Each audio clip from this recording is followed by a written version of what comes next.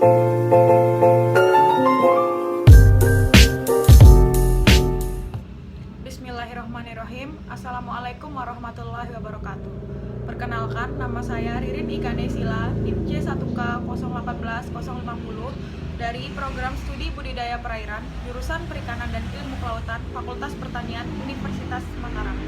Di sini saya akan menjelaskan bahwa bagaimana sih global warming itu terjadi dan tahapan-tahapan atau penjelasan lebih lanjutnya, yaitu mengenai tentang tugas kuliah klimatologi 2020. Sebelum kita masuk kepada penjelasan tentang global warming, pertama-tama kita mesti ketahui dulu apa sih itu klimatologi. Nah, klimatologi itu berasal dari bahasa Yunani yang pertama, klima artinya zona, wilayah, atau kemiringan. Sedangkan logos artinya mempelajari atau ilmu. Klimatologi juga dapat didefinisikan sebagai ilmu yang mempelajari tentang bagaimana sih bisa iklim atau cuaca-cuaca di berbagai daerah bumi ini bisa berbeda. Sekarang masuk pada penjelasan apa sih itu pemanasan global. Pemanasan global yang sering-sering disebut atau sering-sering sebagai isu. Nah, di sini pemanasan global merupakan naiknya suhu rata-rata di bumi. Dari data yang telah saya baca bahwa suhu rata-rata di bumi itu dari tahun ke tahun semakin naik. Pasti di sini kita bertanya-tanya, apa sih yang menyebabkan suhu di bumi itu semakin naik? Nah, yang pertama itu dari gas metana. Di sini banyak sekali dari aktivitas kita atau aktivitas manusia yang menyebabkan pemanasan global.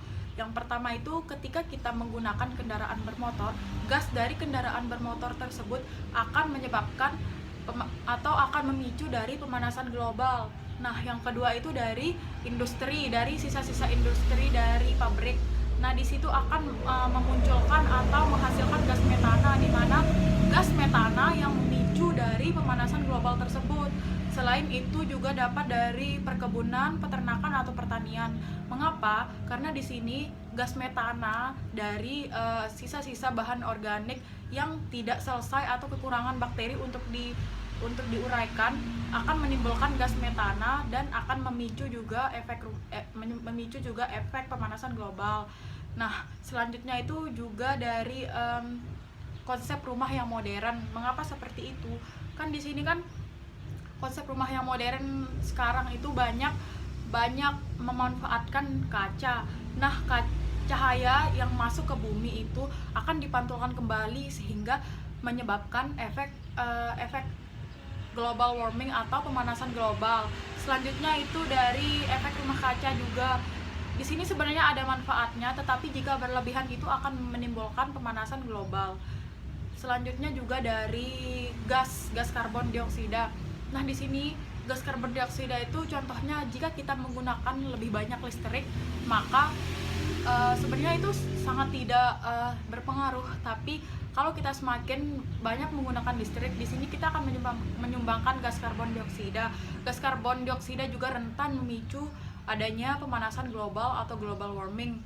Selanjutnya di sini juga ada dari pembakaran hutan. Pembakaran hutan juga itu menyumbangkan gas metana dan akan menghasilkan efek rumah kaca. Itu banyak dampak-dampak yang terjadi akibat pemanasan global tersebut. Nah, yang pertama itu dapat kita rasakan sendiri atau secara langsung, yaitu berubahnya suhu atau iklim yang sangat panas kita rasakan di bumi ini. Pasti sudah sangat kita rasakan perubahan yang sangat tidak wajar. Maksudnya tuh suhu bumi semakin meningkat. Yang kedua itu berdampak pada pertumbuhan tanam-tanaman dan atau hasil dari pangan pertanian. Mengapa demikian? Karena dari perubahan suhu tersebut dapat berdampak pada pertaniannya, karena pada suhu yang sangat ekstrim dapat menyebabkan kekeringan pada persawahan, sehingga juga dapat berdampak pada tanaman-tanaman akan menjadi layu. Selanjutnya banyak tanaman-tanaman yang terjangkit hama dan penyakit. Dampak dari manusia sendiri tersebut bahwa banyaknya gas-gas yang menyebabkan global warming tersebut berdampak juga pada banyaknya penyakit yang dialami oleh manusia seperti penyakit pernapasan. Nah, dari dampak-dampak yang terjadi pada pemanasan global, adapun solusi yang harus kita tawarkan, yaitu yang pertama Yang pertama itu menekan gas karbon dioksida. Di sini kita perlu meningkatkan oksigen dengan cara reboisasi atau menanam pohon yang menghasilkan gas oksigen. Yang kedua itu kita dari diri kita sendiri itu harus hemat listrik, karena listrik juga faktor akibat penyebab terjadinya pemanasan global. Di sini kita juga harus bisa hemat. Maksudnya di sini kita kan kendaraan juga menghasilkan gas metana.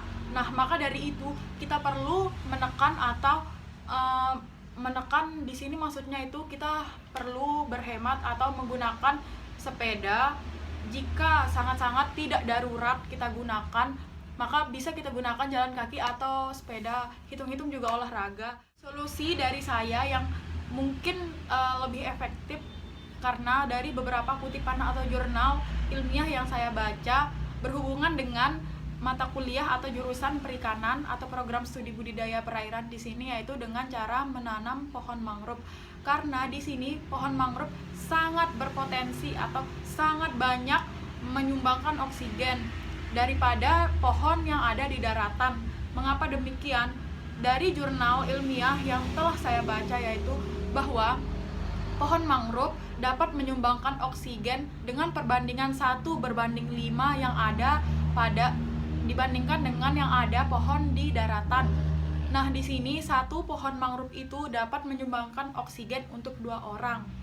Kesimpulannya, pemanasan global itu berawal dari kita atau aktivitas kita, maka solusinya juga harus dari kita sendiri. Kita yang menciptakan inovasi dan kita juga yang merealisasikannya untuk menekan atau mengurangi pemanasan global. Sekian dari saya, semoga dapat dipahami penjelasan singkat dari global warming yang saya sampaikan. Kurang lebihnya mohon dimaafkan. Assalamualaikum warahmatullahi wabarakatuh.